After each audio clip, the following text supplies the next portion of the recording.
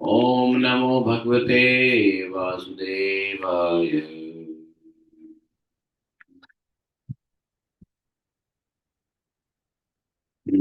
नारायणं नमस्कृत्यं नरं चैव नरोत्तमं देवीं सरस्वतीं व्यासं ततो जयमुदीरये। नश्च प्राय सुभद्रेषु नित्यं भागवत सेवया भगवते उत्तमश्लोके भक्तिः भवति नैष्ठिकी। ॐ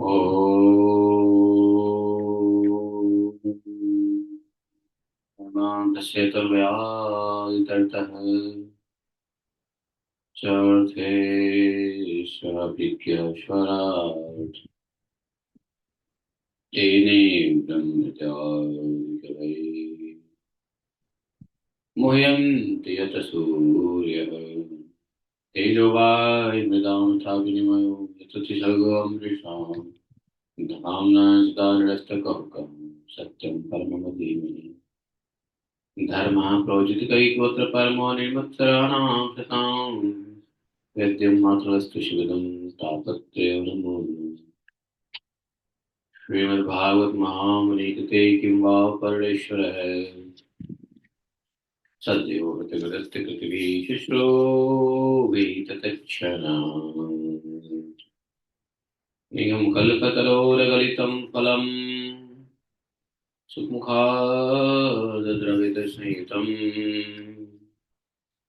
पिबत भागवतं रसमालयम् मुहुरहो रसिका भुवि भावुका।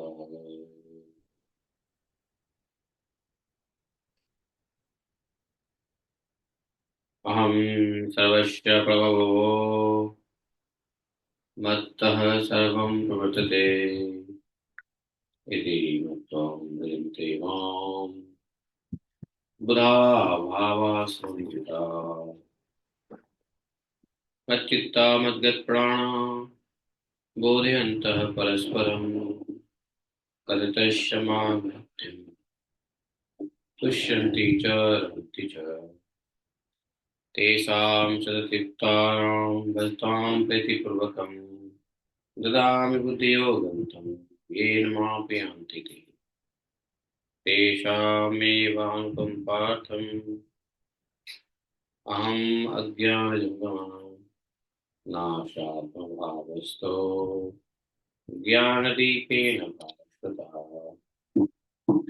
अहमेवासमेवाग्रे न अन्यत् सत् असत् परं पश्चादहं ते तस्य योऽवशिष्येत् स्वस्मि हरिते अर्थं यत् प्रतीयेत न प्रतीयेत च आत्मने तद्विद्यात्मनो माया यथा भासो यथा तनुः यथा महान्ति भूतानि भूतानि तिष्ठन्ति तेषां दशभाव। ओम।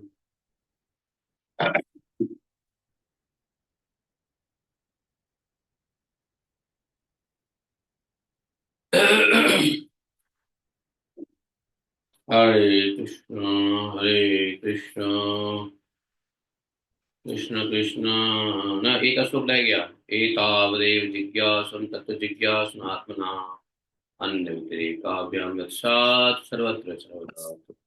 हरे कृष्ण कृष्ण कृष्ण हरे हरे हरे राम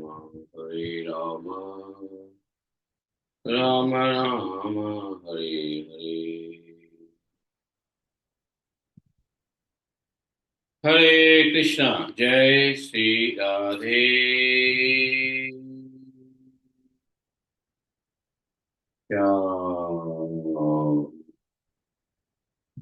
ठीक है। तो आज हम लोग ग्रंथ श्रीमद् भागवतम से क्या क्या पढ़ने वाले हैं। आवाज आ रही है?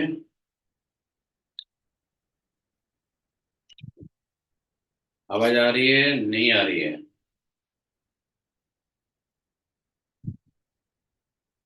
हरे कृष्णा, आवाज आ रही है? प्रभु जी पर दिखाई नहीं दे रहे आप। आ रही है प्रभु जी। आवाज आ रही है, दिखाई नहीं दे रही। अच्छा।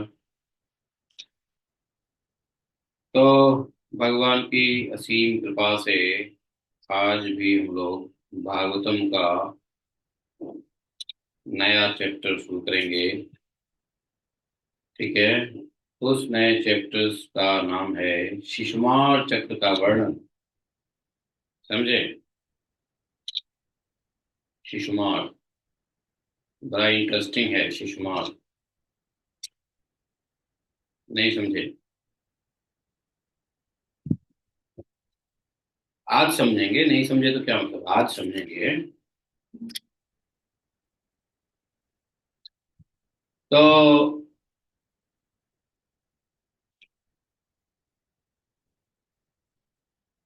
देखो,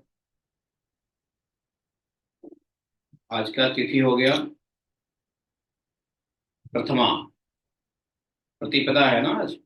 प्रतिपदा।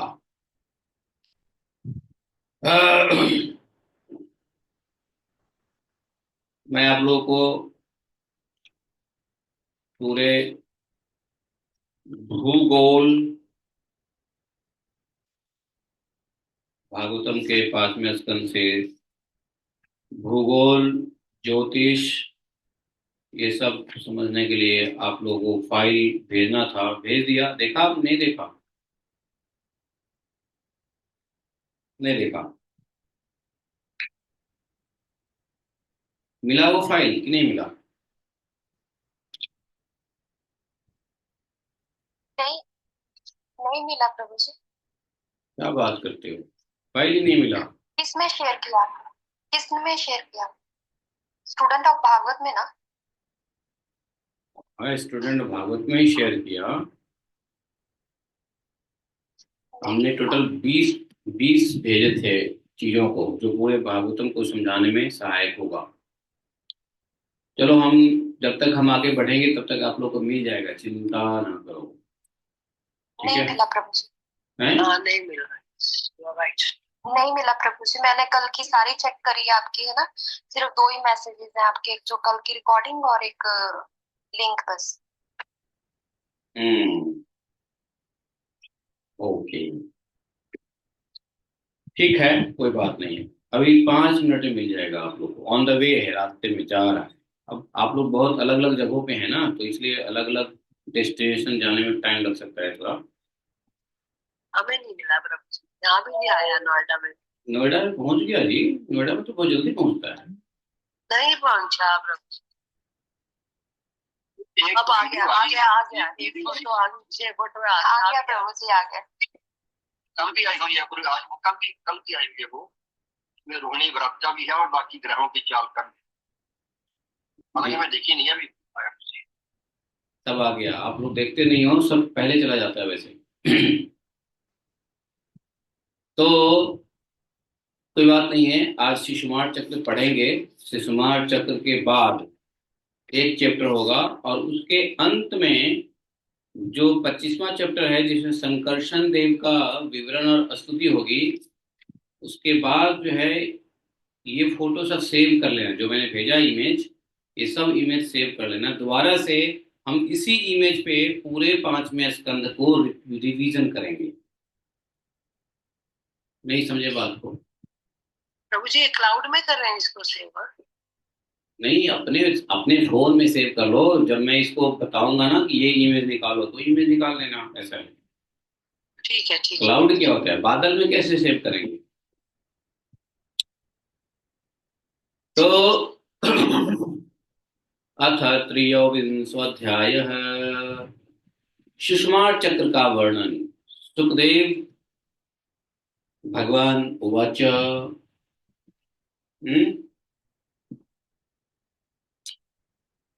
अथ तस्मात् परतस्त्र योदश्लक्षयोजनान्तरतो यत् विष्णु परमं पदम् अभिवदन्ति यत्र हि महाभागवतो ध्रुव औत्तानपादिरग्निन्द्रेण प्रजापतिना कश्यपेन धर्मेण च समकालयुभिः सबहुमानं दक्षिणतः क्रियमाण इदानीमपि कल्पजीविनामाजिभ्य पास्ते तस्यानुभाव उपवर्णितः स हि सर्वेषां ज्योतिः गणानां ग्रहनक्षत्रादीनां निमिषेण अव्यक्त अहं स्वभावत भगवता कालेन भ्राम्यमानानां स्थानो विपावष्टम् ईश्वरेण विहितः शश्वतभभासते। ॐ अज्ञानतिमिरान्धस्य ज्ञानाञ्जनशलाकया चक्षुरुन्मीलितं येन तस्मै श्रीगुरवे नमः। श्रीचैतन्यमनोभीष्टं स्थापितं येन भूतले स्वयं रूप कदा मह्यं ददाति स्वपदान्तिकम्। वन्देऽहं श्रीगुरोः श्रीपत्कमलं श्रीगुरोर्वैष्णवांश्च श्रीरूपं सागरजातं सागररघुनाथान्वितं तं सजीवम् साद्वैतं सावधूतं परिजनसहितं श्रीकृष्णचैतन्यदेवं श्रीराधा कृष्णपादान् सहगणललिता श्रीविशाखान्वितांश्च हे कृष्ण करुणा सिन्धो दीनबन्धो जगत्पते गोपेश गोपिकान्तं राधाकान्तं नमस्तुते।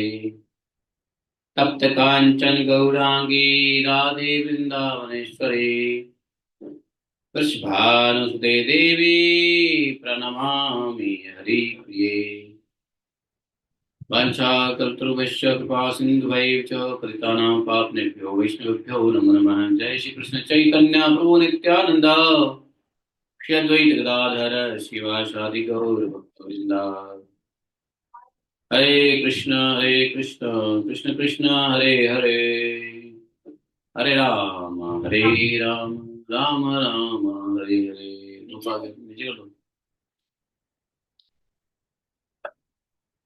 तो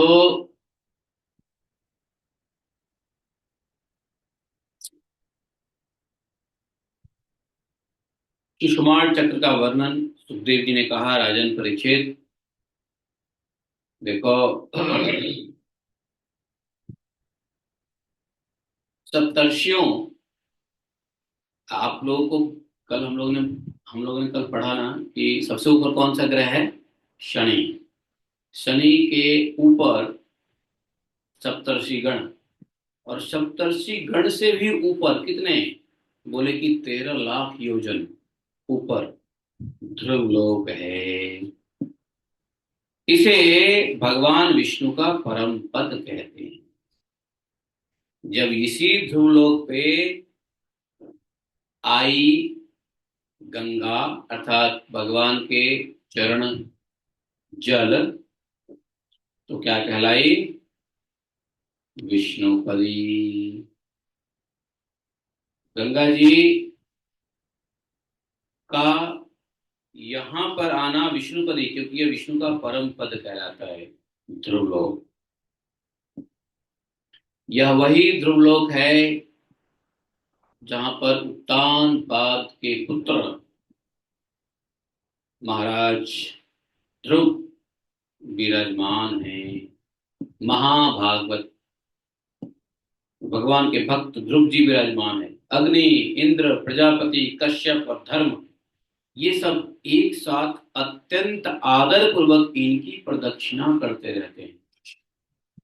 अग्नि, इंद्र, प्रजापति, कश्यप, धर्म, और इनकी ही परिक्रमा करते रहते हैं वो सातों ऋषि, सप्त ऋषि। और इनकी परिक्रमा करके भगवान विष्णु से यहाँ के मनुष्यों के, इस लोक के जीवों के लिए मंगल कामना करते रहते हैं। अब भी कल्प पर्यंत रहने वाले लोग इन्हीं के आधार स्थित हैं। इनका इस लोक का प्रभाव चौथे स्कंद में भी बताया गया ना, ध्रुव महाराज जी के वर्णन में। सदा जागते रहने वाला व्यक्ति सदा जागते रहने वाला, अव्यक्त गति भगवान काल के द्वारा। भगवान की जो काल, भगवान की जो गति है वो अव्यक्त है। व्यक्त हो तो दिखे, अव्यक्त है इसलिए दिखते नहीं है। और ये कभी सोते नहीं है, इसलिए बोले कि सदा जागते रहने वाला, नहीं दिखने वाला, भगवान के अर्थात अदृश्य भगवान के काल के द्वारा जो ग्रह नक्षत्र इत्यादि ज्योतिर्गण निरंतर घुमाए जाते हैं, भगवान ने ध्रुव लोक को ही उन सबके आधार स्तंभ रूप से नियुक्त किया है। अतः यह एक ही स्थान में रहकर सदा प्रकाशित होता है। एक ही इस इस इस प्लैनेटरी सिस्टम में, अंतरिक्ष में, द्यू लोक में सिर्फ ध्रुव लोक है जो हिलते डुलते नहीं है, एक ही जगह रहते हैं, बाकी सब घूमता रहता है। यहाँ तक कि सप्त ऋषि जो है इस मनमंत्र के, वो भी ध्रुव के चारों ओर घूमते रहते हैं, ध्रुव लोक के। तो ध्रुव लोक सबसे ऊपर है। लेकिन भगवान के जो पैर गए थे ना, वामन भगवान के जो पैर गए थे बलि के तीसरे चरण को नापने, दूसरे चरण को नापने के लिए, दूसरे चरण को नापने के लिए जब बलि भगवान वामन जी के पैर गए, तो ये ध्रुवलोक पे नहीं, ध्रुवलोक से ही आगे गए। उससे आगे है द बाउंड्री। किसका बाउंड्री? इस ब्रह्मांड का बाउंड्री। जहां पर भगवान का नाखून टच हो गया और ब्रह्मांड कंटक फट गया, वहां से लाल रक्त जैसी पानी बहने लगा। उस जगह पर गंगा जी का क्या नाम कहलाया, इसलिए भगवान का पैर जो है लाल हो गया। आप देखो मंदिरों सब में भगवान के पैर लाल होते हैं, देखा आपने? नहीं देखा? भगवान के पैर को लाल रंग से रंग देते हैं। भगवान के चरण किसी मंदिर में आपने जाके देखा? नहीं देखा? देखा हो तो समझ में आवे, लाल कलर का रहता हो, लाल कलर का रहता है भगवान के चरण। तलवा, सोल। तो वहां पे गंगा जी का क्या नाम कहलाया? भगवतपति। भगवतपति, हाँ यही है ना, भगवतपति, फिर विष्णुपति। तो तो वहां से जहां पर ये सप्तऋषि लोग हैं, उसके 13 लाख योजन ऊपर। तो पृथ्वी से कितना ऊपर होगा वो अगर आप लोग नोट किए होते तो कैलकुलेट कर सकते थे, लेकिन कोई बात नहीं, चिंता ना करो, समझ लीजिए कैलकुलेशन से क्या करना। तो जो एक्सेस पॉइंट दिया, कंट्रोलिंग पॉइंट, वो ध्रुव लोक है।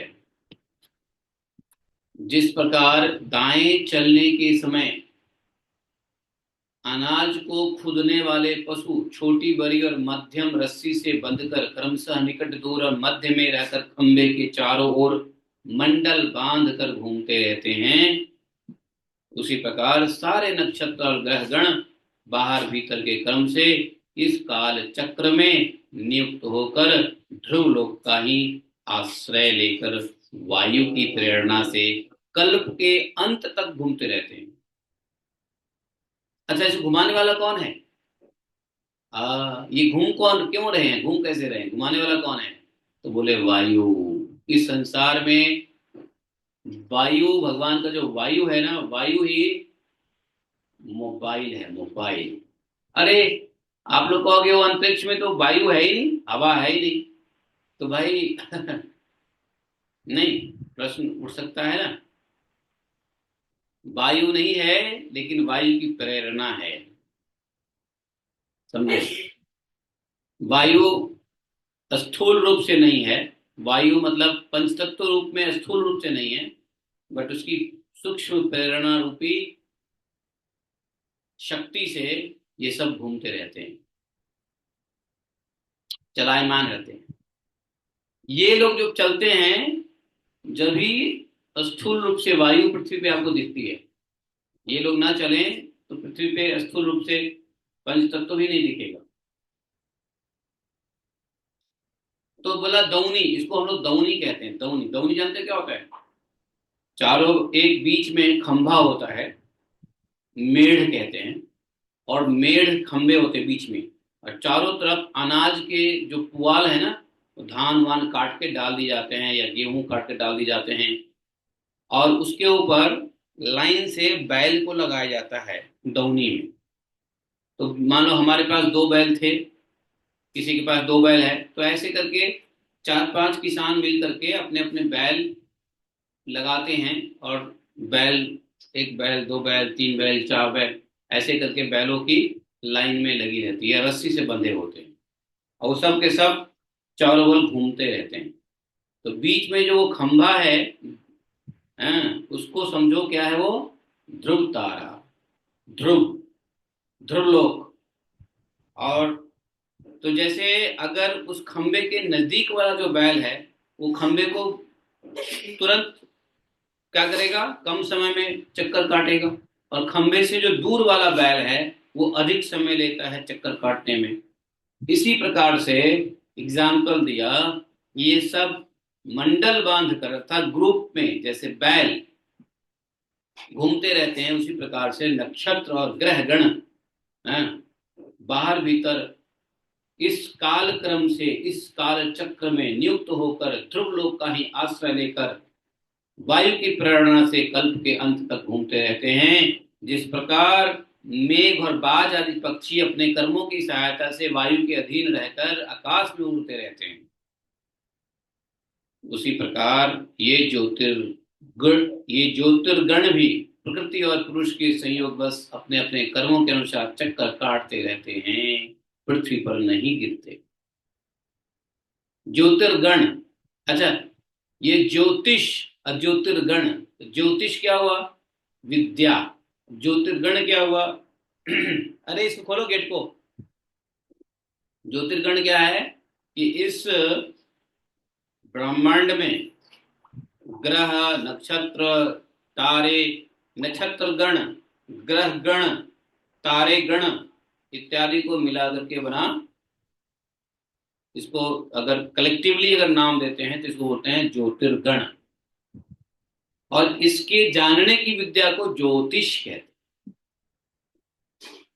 तो ये इसी प्रकार से ये ज्योतिर्गण भी प्रकृति पुरुष के संयोगवश अपने अपने कर्म के अनुसार चक्कर काटते रहते हैं। अच्छा देखो, ये इनका भी अपना कर्म है। देखो इस ब्रह्मांड में चाहे ब्रह्मा जी हो, चाहे वो कोई भी हो, सबको अपने अपने कर्म के मुताबिक कार्य करने पड़ते हैं। कोई बैठा नहीं रह सकता है। जो सोचे कि मैं बैठा रहूंगा, मूर्ख। भगवान ने गीता में कहा है कि तुम बिना कुछ किए तो रह ही नहीं सकते हो, कुछ तो करोगे, खाओगे, पियोगे, सोओगे, सुनोगे, नहीं सुनोगे, कुछ तो किए और करोगे। बिना किए कुछ रह ही नहीं सकते हो। इस ब्रह्मांड में हर चीज चलायमान है, भगवान की वायु रूपी प्रेरणा से सब कुछ चलायमान है, सब कुछ चलायमान है। समझे? तो ये ज्योतिर्गण भी अर्थात नक्षत्र, ग्रह और राशि, ये सब के अपने अपने गुण कर्म है, और अपने अपने गुण कर्म से इस लोक में रहने वाले जितने जीव हैं वो उनके ऊपर असर करते हैं। देखो, ऋषिगण भी गुण छोड़ते हैं, ग्रह नक्षत्र तारे भी गुण छोड़ते हैं। अरे गुण का प्रभाव तो ऐसा होता है कि अगर आपके घर में एक बच्चा पैदा होता है तो उसको गुण उसके माता पिता से मिलता है, बड़ा होता है तो आसपास के समाज से गुण मिलता है। तो गुण तो हर वस्तु गुण छेड़ता छोड़ता रहता है। और इसी ज्योतिर्गुण के गुणों के मुताबिक, कर्मों के मुताबिक ये सब चक्कर काटते रहते हैं, पृथ्वी पे नहीं गिरते, पृथ्वी पे नहीं गिरते। अच्छा, कुछ लोग कहते हैं ना पृथ्वी पे उल्का गिर जाएगा, ये गिर जाएगा, एमेच्योर गिर जाएगा, तो ये पिंड गिर जाएगा। अरे ऐसे कैसे गिर जाएगा भाई? भगवान ने उसको सेट करके रखा है। ये चाइना थोड़ी ना, चाइना द्वारा थोड़ी बना हुआ है, चाइना मेड थोड़ी ना ये सोलर सिस्टम। नहीं, आप लोग नहीं सुने हो? पृथ्वी से टकरा जाती, पृथ्वी नष्ट हो जाता, एक ऐसा होने वाला है, वैसा होने वाला है। ये बेवकूफ साइंटिस्टों का नहीं कहानी आप लोगों ने सुना कभी? एक उल्का पिंड टकराने वाली है, 2 साल में टकरा जाएगी उल्का पिंड। और जब 2 साल बीत हाँ जाएगा, प्रभु, सुना है। हाँ 2 साल जब सुना है बीत, प्रभु। हाँ जब 2 साल बीत जाएगा तो कहेंगे, ओ वो तो वो तो टकरा जाती, लेकिन उसको थोड़ा सा पृथ्वी से साइड होके निकल गई। अरे भाई पृथ्वी का नाश ऐसे थोड़ी ना होता है? यहाँ एक एक चीज इतना बढ़िया से बनाया हुआ है, जिसके बेस ध्रुव हैं, और सब अपने अपने गुण कर्म विभाग से भगवान उसको लटका रखे हैं। वो कैसे टकरा जाएगा पृथ्वी से? ये तुम्हारी बुद्धि थोड़ी ना जो टकराएगी। ये सब ऐसे ही साइंटिस्ट लोगों की बेवकूफी बातें चलती रहती है, जिनको कुछ समझना नहीं है, ज्योतिष समझना नहीं है, भागवत समझना नहीं है, प्रकृति समझना नहीं है, पुरुष। तो ऐसी ऐसी अटकलें बातें ये बेवकूफ लोग करते रहते हैं। बेवकूफ तो नहीं है, लेकिन बेवकूफों जैसी बातें करते हैं ये लोग।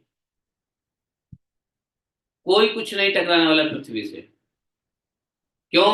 भागवतम में लिखा हुआ है भाई, ये मैं नहीं कह रहा हूं, भागवतम में लिखा हुआ है। श्लोक नंबर 3 में देखो, भुवि कर्म निर्मित गतयो भुवि न पतंती।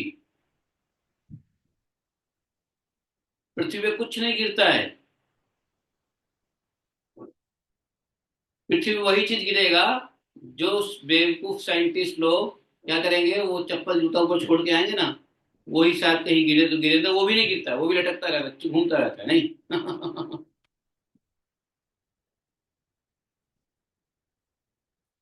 कोई कोई प्रभु जी, आप है। आप ये कह रहे हो कि जो ग्रह नक्षत्र होते हैं उनके भी अपने गुण होते हैं, पर वो डायरेक्टली उन गुणों को रिलीज नहीं कर सकते, तो वो प्रकृति और पुरुष का सहारा लेके वो चक्कर काटते रहते हैं, ऐसा? अरे अभी कल ही तो बताया था कि कौन सी ग्रह के स्वामी कौन है, उसका लक्षण क्या है, उसका गुण क्या है। कल नहीं देखा? तो सबके गुण हैं, और सब अपने अपने कर्मों के अधीन, अर्थात राहु अपने कर्म के अधीन, शनि अपने कर्म के अधीन, सब अपने अपने कर्म के अधीन रहकर कार्य करते हैं। लेकिन कर्म के अधीन रहकर कार्य तो करते हैं, लेकिन उसको कराने वाला कौन है? प्रकृति पुरुष का संयोग। प्रकृति पुरुष का संयोग नहीं होगा तो कोई कार्य हो सकता है क्या? हाँ जी, यही मैं अंडरस्टैंड की। ठीक है, ठीक। प्रकृति पुरुष का संयोग का मतलब यह है कि प्रकृति जो है आश्रय देती है, आधान आपादान का कारण बनती है, और पुरुष उसमें आधान होकर के सिनर्जी एनर्जी क्रिएट करते हैं। तो खैर, पुरुष प्रकृति के संयोग से अपने अपने कर्म के अनुसार, अब मान लो हमें अपने कर्म को काटना है, तो कर्म को करने के लिए एक इंस्ट्रूमेंट तो चाहिए। कौन देगा? प्रकृति। लेकिन इंस्ट्रूमेंट आ गया ये शरीर, और शरीर में जब तक पुरुष नहीं आएगा, आत्मा नहीं आएगा, तो शरीर काम करेगा क्या? तो जीव को उसके कर्म का फल देने के लिए एक तो पिंड चाहिए, शरीर चाहिए, और दूसरा उसके अंदर आत्मा का आधान चाहिए जो शक्ति का संचार करेंगे, तब जाकर के वो। तो इसलिए समझ गए ना, पुरुष प्रकृति के बिना कोई भी जीव कर्म को नहीं भोग सकता है, कर्म कर ही नहीं सकता है। समझ गए? ऐसा है। हाँ जी प्रभु। कोई कोई पुरुष भगवान की योग माया के आधार पर स्थित इस ज्योतिष चक्र का सुमार सूक्त के रूप में वर्णन करते हैं। अब ये ज्योतिष चक्र है, इसको बोलते हैं इसको बोलते हैं शिशुमार। शिशुमार के रूप में वर्णन करते हैं। अब शिशुमार है क्या? तो शिशुमार देखोगे, मैंने फोटो भेजा, निकालो शिशुमार। शिशुमार का फोटो देखो, इसको शुष के रूप में कहते हैं। ये कुंडली जैसा है, कुंडली, और इसका मुंह नीचे की ओर है और पूंछ ऊपर की ओर है। तो शिशुमार एक मछली टाइप का है, इसको डॉल्फिन मछली दिखाया गया। देखो शिशुमार निकालो, शिशुमार चक्र निकालो। ये काल, इस काल चक्र को शिशुमार के नाम से बताया है। यह शिशुमार कुंडली मारे हुए, इसका मुंह नीचे, इसका पूंछ ऊपर की ओर, पूंछ के मध्य भाग में कौन है? प्रजापति, अग्नि, इंद्र और धर्म। पूंछ की जड़ में धाता विधाता, इसके कटी प्रदेश में सप्तर्षि, समझे। और यह शिशुमार दाहिनी ओर से सिकुड़ कर कुंडली मारे हुए है। दाहिनी ओर, इसका जो दाहिनी ओर है, देखो कौन सा दाहिनी ओर है, तो फोटो में देखने समझ में आएगा। ऐसी स्थिति में अभिजीत से लेकर पुनर्वसु पर्यंत जो उत्तरायण के 14 नक्षत्र हैं, कल हम लोगों ने बात किया ना, वेद में वैदिक रूप से प्रभु कौन सा वाला देखना है प्रभु, प्लीज बता दीजिए। शिशुमार चक्र, जिसमें एक मछली नीचे मुंह किया हुआ है। तो कल हम लोगों ने देखा था कि एक वैदिक वेद के मुताबिक हमारा जो नक्षत्र थे कितने थे? वैदिक नक्षत्र कितने थे? 27 थे प्रभु जी। 28 वैदिक कह रहा हूँ। 28 वो था अभिजीत। लेकिन ज्योतिष कैलकुलेशन में सिर्फ 27 लिए जाते हैं। ज्योतिष प्रोडक्शन एंड कैलकुलेशन में 27 लिए आते हैं, लेकिन ऋग्वेद में, महाभारत में और भागवत पुराण में 3 जगह पे नक्षत्र 28 बताए हैं। जो 28वां नक्षत्र है वो है अभिजीत वाली नक्षत्र। नहीं, तो ये अभिजीत नक्षत्र कब आता है मालूम है? ये दोपहर के टाइम 12 बजे वाला, दोपहर के टाइम नहीं, दोपहर के, अभिजीत मुहूर्त है वो। तो अभिजीत नक्षत्र श्रवण नक्षत्र से पहले और उत्तर आषाढ़ के बाद, अर्थात 22वां नक्षत्र को अभिजीत नक्षत्र समझा है, जो एक विशेष नक्षत्र है। तो अभिजीत से लेके पुनर्वसु तक उसको होते हैं उत्तरायण। अभिजीत मतलब 22वां नक्षत्र है, तो 22वां से लेके उत्तर, क्या लिखा हुआ देखो, उत्तरायण 14 नक्षत्र हैं, अभिजीत से लेकर पुनर्वसु। तो अभिजीत से लेकर पुनर्वसु ये 14 नक्षत्र है। देखो ना, श्लोका संख्या किसमें है?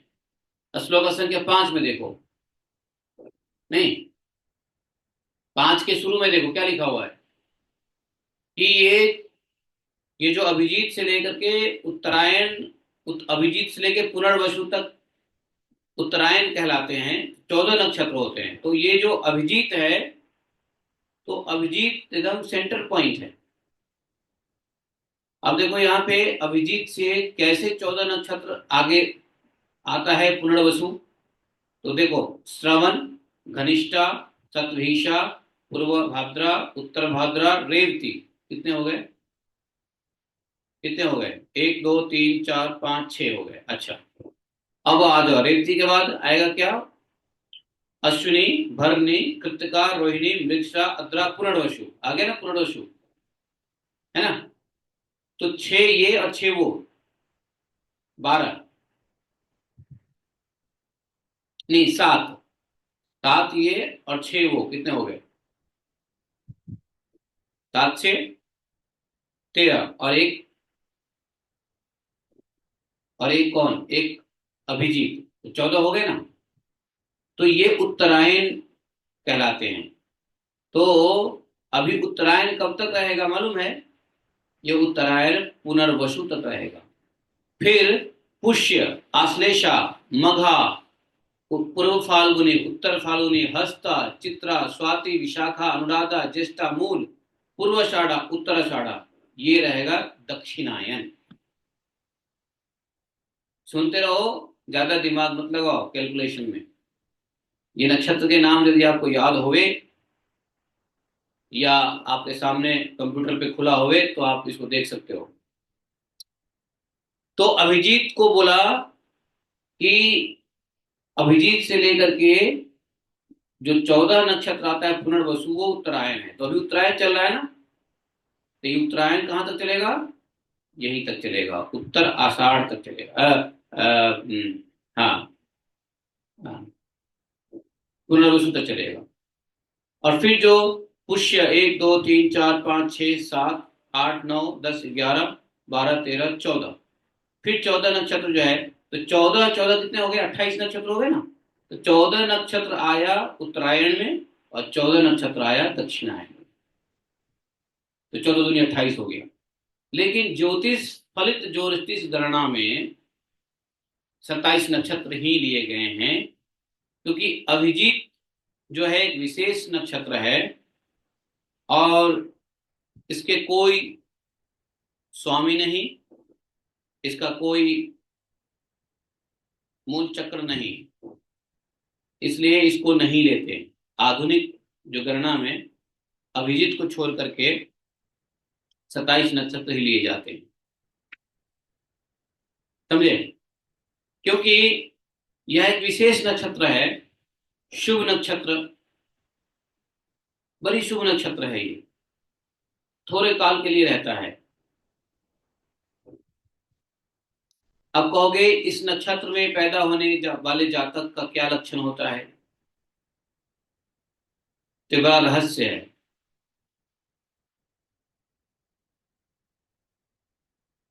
तो तो इसमें होता क्या है, जैसे एक नक्षत्र के कितने अंश कितने कला हैं? तो 13 अंश 20 कला है, और 13 दूनी 26, 26 27 नक्षत्र को 20 से मल्टीप्लाई करोगे थोड़ा सा, तो 20 कला को ले ले करके एक एक्स्ट्रा नक्षत्र बन जाता है, जिसको अभिजीत नक्षत्र कहते हैं। ये डिग्री मिनट और सेकंड होता है ना, तो डिग्री को अंश कहते हैं, मिनट को कला कहते हैं, और सेकंड को विकला विकला कहते हैं, विपल कहते हैं, विपल। इसी तरीके से वैदिक घड़ी है, उसमें वैदिक घड़ी में घंटे को क्या बोलते हैं? घटी। मिनट को क्या बोलते हैं? पल। और सेकंड को क्या बोलते हैं? विपल। तो घटी पल विपल ऐसे करके आता है वैदिक वॉच, समझे? तो अभी आपका वॉच जो है क्या टाइम दिखा रहा है? भारत वाले बताओ, आपके वॉच क्या टाइम दिखा रहा है? भारत में क्या टाइम दिखा रहा है?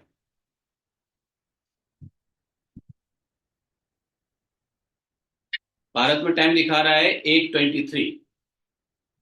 लेकिन ये 8:23 एक्चुअली आपका समय नहीं है।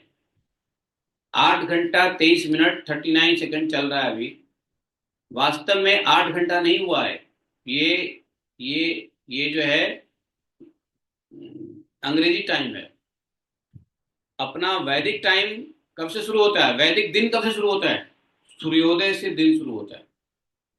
और जो जो मूर्ख और क्या बोलते हैं अंत्यज लोग हैं, वो रात को 12 बजे समझते हैं दिन। रात को 12 बजे दिन शुरू होता है क्या? ये कितनी बेवकूफी वाली बात है। रात को 12 बजे दिन शुरू होता है क्या? दिन दिन दिन नहीं होता है ना। दिन तो तब है जब सूर्योदय हो जाए, और जिसका दिन उसी का रात। रात का दिन नहीं होता, दिन का रात होता है। तो अभी सूर्योदय होके कितने घंटे हो गए मालूम है? 6 घटी हो गया। 6 घंटे, सॉरी सॉरी, 6 घंटे नहीं हुए। आपका आप लोग ये मत सोचिए ये वाली घंटा। तो घटी कितना हुआ? 6 घटी 40 पल, और अभी 12 विपल चल रहा है। 6 घटी हुआ है मात्र। तो हमारा घटी जो है पूरे 24 घंटा जो होता है, अंग्रेजी का 24 घंटा, हमारा 60 घटी होता है। तो अभी तो तो तो तो अंग्रेजी का 1 घंटा हमारा कितना घटी हो गया? अब इसको थोड़ा वैदिक टाइम को समझो, समझ में आ जाएगा तो ठीक है, नहीं समझ में आएगा तो कोई दिक्कत वाली बात नहीं है। ज्यादा दिमाग पे जो इसको रिपीट कर दो प्लीज एक बार। घटी घटी मींस आवर्स और पल means minutes and Vipul means second. तो देखो 60 घटी का 24 घंटा होता है। 60 घटी का 24 घंटा होता है, तो 1 घंटे में 2.5 घटी होता है। 1 घंटे में 2.5 घटी होता है, 2.5 घंटा। तो अभी 8:25 हुए हैं और सूर्योदय के 6:42 हुए हैं। तो देखो 6.42 को डिवाइड करेंगे 2.5 से, तो मतलब सूर्योदय हुए अभी मात्र 2 घंटा 56 मिनट पहले सूर्योदय हुआ है। तो अभी देखो 8:30 हो रहा है इंडिया में, 8:26 हो रहा है, तो 2.5 घंटा पहले सूर्योदय हुआ है। क्योंकि सूर्योदय से हमारा स्टार्ट होता है घटी। सूर्योदय 00 आवर है हमारे लिए, जैसे रात के 12 बजे उनके लिए 00 आवर होता है ना, हमारा 00 आवर है सनराइज। तो सनराइज से हम चलते हैं। तो अभी वैदिक टाइम हुआ है भारत में राधा कुंड पे 6:44 पल 43 विपल, 8 hours 26 minutes 39 seconds एज पर। अब 8 घंटा 26 मिनट हो गए आज का कैलेंडर बदले हुए, अर्थात रात के 12 बजे से लेकर अभी तक 8 घंटा 26 मिनट हुए हैं, रात के 12 बजे से अभी तक। लेकिन सूर्योदय से अभी तक 2.5 घंटे ही हुए हैं, लगभग 3 घंटे हुए हैं, 2 घंटा 56 मिनट ही हुआ है। तो ये 12 बजे हम लोग नहीं मानते हैं। वैदिक में सूर्योदय से शुरू होता है, सारे पंचांग हर एक चीज वैदिक कैलेंडर में शुरू होता है सूर्योदय से। समझ गए? तो हाँ जी। हमारा सूर्योदय का टाइम बदलता रहता है ना, तो इसलिए हमारा जो वैदिक घटीपल है वो भी उसी के मुताबिक चलता है।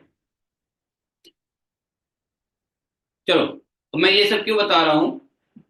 क्योंकि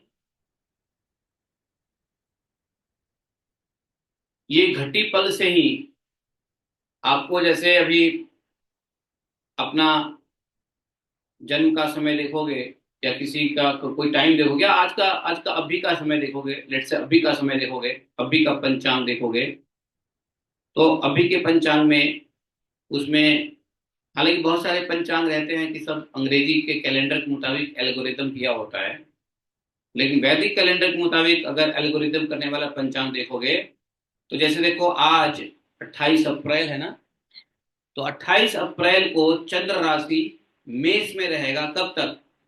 26 पल और 52 विपल। 26 पल 52 विपल, 26 पल 52 विपल, कितना, कितने घंटे कितने मिनट हो गए? 26 पल 52 विपल। तो 26 पल का मतलब ये हो गया कि अभी का वैदिक समय हो रहा है 6 पल 30 विपल।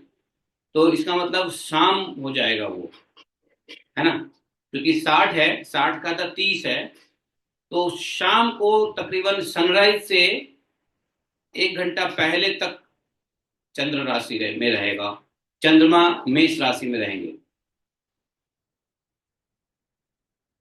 तो 00 आवर हमारा सूर्योदय, हमारा क्या है, स्टार्टिंग है, और सूर्यास्त क्या है, लगभग आधा कर दो, 60 का आधा 30 हो गया, तो 30 घटी। लेकिन दिन बड़ा होता है तो रात छोटा होता है, तो हो सकता है कि दिन जो है रात 40 घटी का हो और दिन जो है आ, हाँ रात हो सकता है 30 25 घटी का हो और दिन 35 घटी का हो। तो जब दिन बड़ा होगा तो दिन छोटा होगा, रात बड़े होंगे तो हो सकता है रात 25 घटी का हो जाएगा, दिन 25 घटी हो जाएगा, रात 35 घटी का हो जाएगा। तो उसके मुताबिक टाइम यहाँ पे देखा जाता है। इसको आप ज्यादा कंफ्यूज मत हो, इतना कंफ्यूज होगे तो टेंशन हो जाएगा। तो इसलिए ये सबको इग्नोर करो। ये सब ज्योतिष के लोग थोड़ा विचार करते हैं, आप लोग को विचार करने की आवश्यकता नहीं है। आप लोग को बस बता दे रहा हूँ, आपकी भ्रुकुटी, आप लोग की भ्रिकुटी, हमारे भ्रिकुटी थोड़ी ऊंची हो जाए, आश्चर्य हो, ऐसा होता है हमारा वैदिक सिस्टम, इसलिए बता रहा हूँ, वरना इसको बताने का कोई ज्यादा प्रयोजन नहीं है। तो ये ज्योतिष का अगर आपको ज्यादा इच्छा हो, हॉबी हो कि नहीं ज्योतिष में जाना चाहिए, देखना चाहिए, तो आप इस बातों को समझोगे, पढ़ोगे ज्योतिष में। तो लोक में तो उत्तराषाढ़ तक ये हो गया। अब लोक में भी जब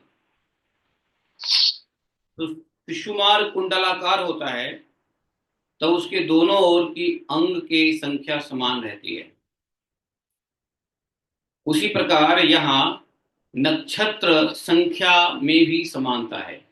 अब आप देखो, ये शिशुमार चक्र राउंड देखो फोटो में, तो आप देख रहे हो कि श्रावण अभिजीत और इधर है पुनर्वसु, तो पुनर्वसु से लेके उत्तराषाढ़, और यहाँ देखो फिर से पूर्व आषाढ़ से लेकर के पुष्य, तो 14 नक्षत्र इधर हो गए, 14 नक्षत्र उधर हो गया। हुआ कि नहीं हुआ? तो 14 नक्षत्र में देखोगे तो इस साइड में मकर, कुंभ, मीन, मेष, वृषभ और मिथुन, और उस साइड में दूसरी साइड में क्या हो गए?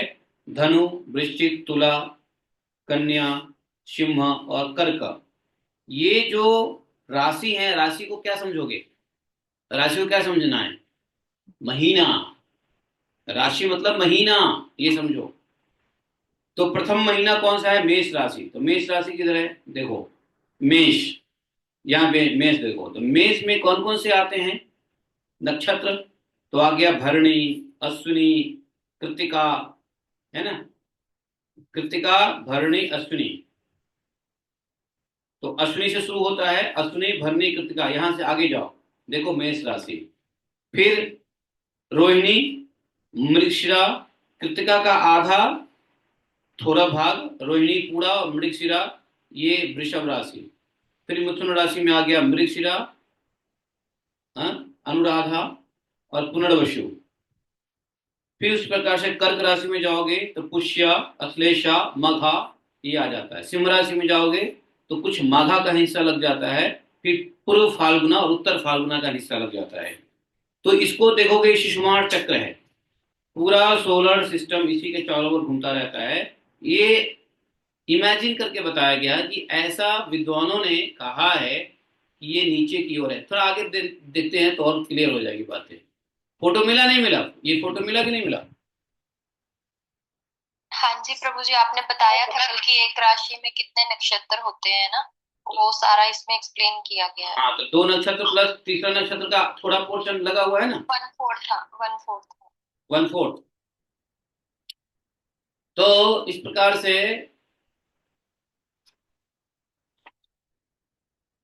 अब देखो आगे आ जाओ, श्लोक संख्या 5 में आ जाओ।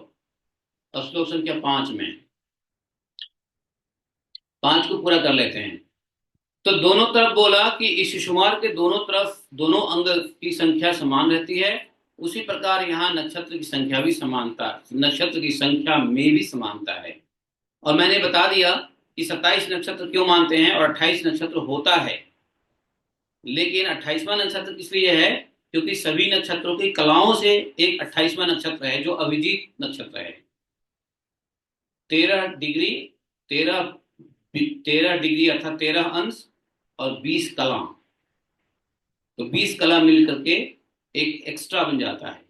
तो अगर आप देखोगे तो थोड़ा मैथमेटिक्स अगर जिसको आती होवे वो डिवाइड करे, 360 को 28 से डिवाइड करो, 360 को 28 से डिवाइड करो, 360 है, 365, 365 को 28 से डिवाइड करो, कितना आता है? 13.03। अब 366 को डिवाइड कर दो 28 से, अरे हाँ, तो ये होता है 13.07, और 360 को डिवाइड कर दो 28 से, ये आता है 12.85। तो इसलिए 360 डिवाइडेड बाई 27 करोगे तो 33 कला आता है। तो 0.33 मल्टीप्लाई बाय 360, तो ये आ गया 118। 118 को मल्टीप्लाई करो 2 से, 237, तो 237 डिग्री को माइनस करेंगे 360 से, तो -1 to 2। इसलिए यहां पर देखो अभिजीत जो है उत्तर आषाढ़ा से थोड़ा सा बीचों बीच से हल्का सा लेफ्ट साइड में है, क्योंकि 122 डिग्री पे स्थित होता है ये। इसके लिए आप लोगों को थोड़ा ट्रिग्नोमेट्री समझनी पड़ेगी, डिग्रीज मत समझो ये सब बातें। ट्रिग्नोमेट्री है 360 डिग्री के अंदर में कैसे निकालते हैं। तो अब यहाँ पे इसकी पीठ में अजबिथी, अर्थात उसको अजबिथी किसको कहते हैं? 3 नक्षत्र, मूल, पूर्वाषाढ़ और उत्तराषाढ़ नाम के 3 नक्षत्र के समूह है। पूर्वाषाढ़, उत्तराषाढ़ और ये।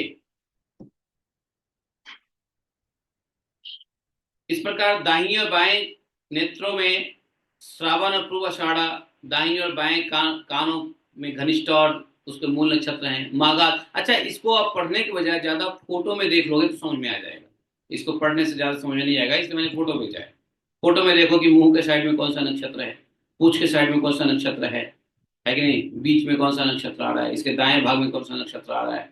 खैर, अब इसकी ऊपरी थुथनी वगैरह ये सब देख लो कहाँ क्या है। अब स्तनों के पास में अश्विन कुमार है। हालांकि जानते हो शिशुमार जो है ये उल्टा है, उत्तराषाढ़ उसके मुंह पे है। ये फोटो में दिखाने के लिए थोड़ा सा उत्तराषाढ़ और मुंह जो है इस मछली का, शिशुमार का, वो अलग है। लेकिन एक्चुअली देखोगे तो पूंछ है पुष्य साइड में और मुंह है उत्तराषाढ़ साइड में। ये पूंछ जो है ना पुष्य नक्षत्र से काफी दूर बताया गया है, क्योंकि फोटो में दिखाने के लिए ऐसा दिखाया गया है, लेकिन है पूरा इसके शरीर से मिला हुआ। तो आगे के भाग में और पीछे के भाग, पीठ और आगे के भाग में 14 नक्षत्र बटे हुए हैं। मुंह के भाग में ये 3 नक्षत्र हैं और पूंछ के भाग में 2 नक्षत्र है, पुष्य और पुनर्वसु। इस प्रकार की जो कल्पना की गई है, इसको वेदों में या क्या बोलते हैं उसको, कहां पर शिशुमार बताया गया है। कहां पे शिशुमार बताया गया है? यहाँ पे सुखदेव महाराज बताते हैं ना, ये शिशुमार को कहाँ बताया? भगवान की योग माया। कोई कोई पुरुष अर्थात कोई कोई विद्वान भगवान की योग माया के आधार पर इस ज्योतिष चक्र का शिशुमार के रूप में वर्णन करते हैं। तो शिशुमार एक मतलब कल्पना है, ये बड़े बड़े योगियों का, भगवान के जो योग माया पे आधारित ये जो संरचनाएं हैं, इस संरचनाओं को विद्वान लोगों ने एक नाम दिया है कि this is just like Shishumar, dolphin, मछली। शिशुमार मतलब डॉल्फिन? हाँ कह सकते हैं, क्योंकि डॉल्फिन का ही तो फोटो दिया हुआ है। फिश जहाँ डॉल्फिन ऐसे बोल सकते हैं। हाँ, राजन परीक्षित जी को कह रहे हैं।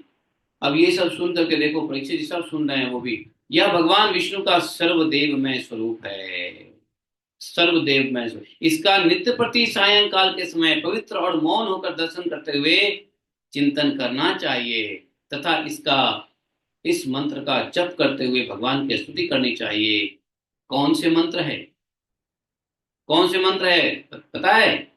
बोले कि शाम के समय देखो, ये जो शिशुमार चक्र है ना, यदि इसका ज्ञान रहे आपको, यदि आंख बंद करोगे तो आपको विजुलाइज, चलो नाम याद नहीं रहेगा कोई बात नहीं है, लेकिन ये फोटो विजुलाइज होगा। अच्छा, ये है भगवान का वेदमय, भगवान के यही वेदमय स्वरूप डॉल्फिन के रूप में आया। और भगवान का वैसे ही पहला जो अवतार कहते हैं, कौन सा अवतार है? मीन अवतार, मछली है ना वो, तो शायद इसलिए उन्होंने क्रिएशन के फर्स्ट में मछली का अवतार हुआ भगवान विष्णु का, तो इसलिए इसको जो है ना शायद डॉल्फिन या शिशुमार का नाम दिया। तो इस शिशुमार को यदि आप ध्यान दोगे तो उसके मुंह साइड में क्या है? कौन सा है? उत्तराषाढ़। उसके पूछ में क्या है? पुष्य। पूछ को पुष्य नक्षत्र समझ लो, समझे? पूछ मतलब पुष्य। और इस चक्र को सुखदेव जी गोस्वामी कहते हैं कि भगवान का यह वेदमय स्वरूप है, सर्वदेवमय स्वरूप, सर्वदेवमय स्वरूप है। इस सर्वदेवमय स्वरूप को क्या करना चाहिए? ध्यान करना चाहिए शाम के समय, संध्या के समय में। एतद् हु हैव भगवतो विष्णु, ये विष्णु का है। और सर्वदेवतामयं रूपम हरः संध्यानां प्रयतो भाग्यतो निरीक्षमाण उपतिष्ठेत नमो। अच्छा, तो नंबर क्या, तो मंत्र क्या दिया? नमो ज्योति लोकाय कालाय नायनीमिषाम पतये महापुरुषाय अभिधीहिं हितिः। ये मंत्र बताया कि इस मंत्र से सायंकाल में भगवान के इस वेद सर्व वेदमय रूप का यदि हम कोई भी व्यक्ति श्रद्धा पूर्वक नमस्कार ध्यान करता है, ग्रह नक्षत्र ताराओं के रूप में भगवान का अधिदैविक रूप प्रकाशित हो रहा है। यह तीनों समय उपयुक्त मंत्र का जप करने वाले पुरुष के पाप नष्ट कर देता है। जो पुरुष प्रातः मध्याह्न और सायं तीनों काल में इसका आदिदैविक स्वरूप का नित्य प्रति चिंतन वंदन करता है, उसके उस समय तक के किए हुए पाप तुरंत नष्ट हो जाते हैं। बताओ, ये शिशुमार चक्र का इंपॉर्टेंस है। शिशुमार क्या है? शिशुमार भगवान का सर्ववेद, विष्णु का सर्वदेव। हाँ, ये श्लोक ये है ना, डाल सकते हैं, ये श्लोक डाल सकते हैं आप? अरे लिख लो 523:8 523:8। देखो, श्लोक देना नहीं चाहिए, आप खुद ढूंढ लो रेफरेंस से। श्लोक देने से ये होता है कि भैया दीक्षा हो गई, अब वो गलत पढ़ोगे तो उसके पाप हमको भी लगेगा, इसलिए ढूंढ लो किताब से स्वयं। अब ये मंत्र दे दिया तो दीक्षा हो गई ना फिर। प्रभु हम पढ़ सकते हैं क्या? प्रभु दीक्षा के बगैर श्लोक बोलते हैं ना? क्या आप अपनी आवाज में भेज दो, हम सुन लेंगे, उसको गलत नहीं बोलेंगे। नहीं, वो तो मंत्र दीक्षा हो जाएगी, मैं मंत्र दीक्षा नहीं देना चाहता। तो आप हमारे गुरु, आप जाको जो मर्जी करो। नहीं, मैं गुरु नहीं हूँ, आई एम नॉट अ गुरु। तो नंबर लिख लो, श्लोक का नंबर लिख लो 523:8 ठीक है। तो कहते हैं कि वैसे वही तो कह रहा हूं, पाप कोई बड़ी चीज नहीं है। पाप हुआ तो कोई प्रॉब्लम नहीं है। पाप काटने के लिए तो भागवतम में 100 सूत्र है, 100 फॉर्मूला है। हर अध्याय को पढ़ने से पाप नष्ट हो जाएगा। भागवतम सुनने मात्र से पाप नष्ट होने वाला है, क्योंकि भागवतम से क्या होता है, भगवान कान से घुस जाते हैं हृदय में और सबको सफाई करते रहते हैं। तो भागवतम का हर चैप्टर ही पाप को नाश करता है। अगर मान लो चलो हम लोग सुबह शाम दोपहर नहीं शिशुकुमार जी को ध्यान देते हैं, भागवतम को तो रोज ध्यान देते हैं ना, तो हर चैप्टर ही भागवतम का उद्धार और पाप से नष्ट करने वाला है। कलो कलमश नाशनम है। तो कालाय नायामिषाम पतये महापुरुषाय धीमहि, ये शिशुकुमार भगवान। तो इसलिए ये जो ज्योतिष है, आप समझ गए ज्योतिष क्या है? ज्योतिष स्वयं भगवान सर्वदेवमय भगवान है। ज्योतिष स्वयं सर्वदेवमय भगवान है। कोई जीव भगवान के अंग से बाहर है ही नहीं। शिशुकुमार से बाहर कोई जीव नहीं है। आप किसी नक्षत्र में तो पैदा होगे, वृक्ष नक्षत्र में पैदा होगे तो किसी राशि में तो रहोगे, है। तो ये पता चलता है कि भगवान का जो आच्छादन है, अर्थात पूरे संसार को ओवरलैप है भगवान का सर्ववेदमय शरीर। इसलिए ज्योतिष इज नन अदर देन भगवान का शरीर। विष्णु का, भगवान विष्णु का शरीर ही है ज्योतिष, और भगवान का अवतार ही है धन्वंतरी। ज्योतिष भगवान का शरीर है, जैसे भागवतम भगवान कृष्ण का शरीर है, भगवान का शरीर है। क्या बोलते हैं, लिटरली इनकारनेशन, साहित्यिक अवतार है। विष्णु का ज्योतिष खगोलीय अवतार है, एस्ट्रोनॉमिकल अपीयरेंस। तो ये आम चीज नहीं है, ध्यान दो। और फिर भगवान का ही तो अवतार है धन्वंतरी। धन्वंतरी कौन है? धन्वंतरी भगवान है, भगवान के अवतार हुए हैं। जैसे 52 अवतार हुए हैं, अन्य अवतार हुए, वैसे धन्वंतरी भगवान का अवतार है। तो ज्योतिष का रीडिंग करने के बाद व्यक्ति को पूजा करवाना पड़ता है। अब ये चीज भूल जाते हैं लोग बाग। ज्योतिष सुन लिया, ज्योतिष पढ़ लिया, बस दक्षिणा दे दिया, लेकिन पूजा नहीं करवाया। शिशुमार की पूजा होती है ज्योतिष जानने के बाद। ज्योतिष यदि जान लिया तो भगवान विष्णु के शिशुमार रूप की पूजा होती है, और उसमें 108 हवन करना चाहिए इसी मंत्र से। अगर आपने ज्योतिष किसी से सुना है और ज्योतिष सुन करके आप संतुष्ट हैं, तो आपको ये पूजा करनी चाहिए। हमको याद है, हमारा ज्योतिष जो हमें बताया था, साउथ इंडिया का एक बंदा था, और उसने मुझे कहा कि आपको पूजा करवानी पड़ेगी। तो मैं दुबई से आया चेन्नई, और अपने रूम में बैठ के, इस्कॉन टेम्पल चेन्नई में मैं बैठ के अपने रूम में ही पूजा करवाया। उसमें वो कुछ ऐसा ही मंत्र से हवन करवाया। बोलते हैं कि अगर ऐसा नहीं करोगे तो 2-3 लोग बड़े कुपित हो जाते हैं, समझे। एक तो शिशुमार, दूसरा ब्रह्मा जी, तीसरा भृगु जी, ये तीनों कुपित हो जाते हैं कि तुमने जो है भगवान सर्ववेद में, सर्वदेव में, इस ज्योतिष पुरुष का आपने पूजा नहीं किया। अब आज के लोग तो ठीक है जी, ज्योतिष सुन लो, पूजा कौन करवाता है, लेकिन कम से कम 108 बार जो है कर देना चाहिए। नमो ज्योतिर्लोकाय कालाय निमिषार्षा पतये महापुरुषाय विधीयते महीति स्वाहा। ओम नमो ज्योतिर्लोकाय कालाय नायामिषनिशा पतये महापुरुषाय विधीमहीति स्वाहा। कर दो 108 बार, क्या दिक्कत है। लेकिन लोग सोचते हैं ज्योतिष कराया तो दक्षिणा दे दो, तो क्या, वो आप करा देना ना। तो क्या, मैं कैसे करा दूंगा। अरे स्वाहा कर दिया तो हवन हो गया। अरे हरे कृष्णा हरे कृष्णा हरे कृष्णा कृष्णा हरे हरे, हरे राम राम राम हरे हरे स्वाहा। जो स्वाहा कर दिया तो हविष्य के साथ अग्नि में चला गया ना। स्वाहा कौन है? स्वाहा अग्नि की पत्नी का नाम है। हाँ, स्वाहा स्वधा। तो ये जो है, जैसे ही आपने, हाँ, तो पूजा करने का मतलब हवन यज्ञ तो करोगे ना भाई, ऐसे थोड़ी ना होता है। कोई भी पूजा करने का मतलब होता है हवन और ब्राह्मण भोजन, दोनों तरीके से भगवान के मुंह में जाते हैं आविष्य। तो इसलिए बिना हवन का और बिना ब्राह्मण भोजन का कोई भी कर्म पूरा हो ही नहीं सकता। तो यहाँ पर जो है ये शिशुमार जी का इंपॉर्टेंस हम लोग इस प्रकार से समझो। ये शिशुमार जी कोई साधारण चीज नहीं है, सर्वदेव में भगवान विष्णु का ही ज्योतिर्मय शरीर है, ज्योतिर्मय। इसलिए इसके अंदर में आने वाले जितने भी लोग हैं, प्लानिटरी सिस्टम, उसको ज्योतिर्गण कहते हैं। समझ गए? भागवत में कितनी बड़ी बड़ी चीज है। कैन यू इमेजिन, भागवत में इतना कुछ सिखाते हैं।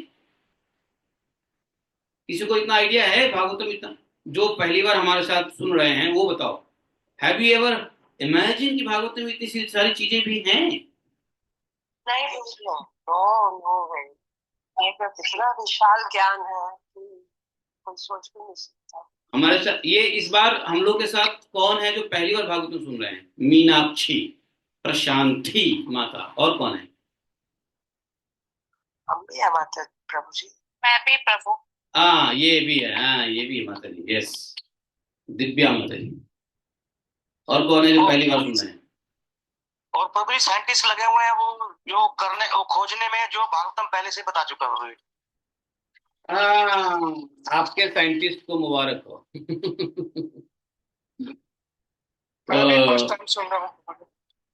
मैं भी तो पहली बार सुन रही हूँ। हाँ, पहली बार सुन रहे ढंग से। अच्छा, पहले बेढंग से सुने हो?